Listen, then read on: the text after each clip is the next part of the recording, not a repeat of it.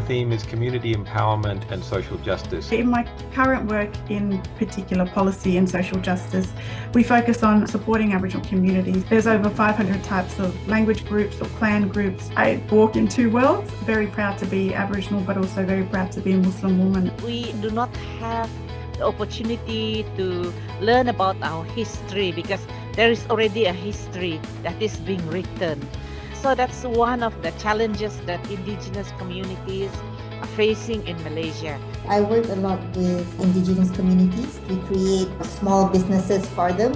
How do we strategize in terms of not overstepping the boundaries, allowing them to learn through the process but make it sustainable?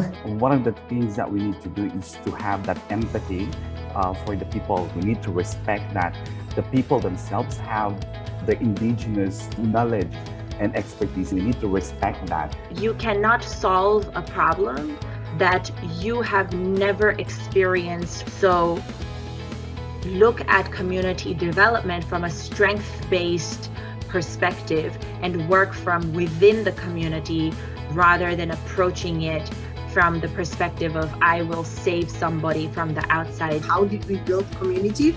I invited all of them for food. Come over, say hi, have some tea, have some food, and let's talk. We tried to understand what exactly was it that they needed. What were their skills? A lot of Muslim refugees come to Malaysia because we're an Islamic country. We upskill them with sewing and all this, and they themselves decide what they want to use their money for. I think that's the most dignified way to help. Why Australian community is welcoming community? One reason is that ASRC is funded by the community for the refugees. It means Australian community is a welcoming community, welcoming space for the refugee. This should be considered by the Australian government as well. I think one important thing is people are still trying to figure out what they can do best for refugees.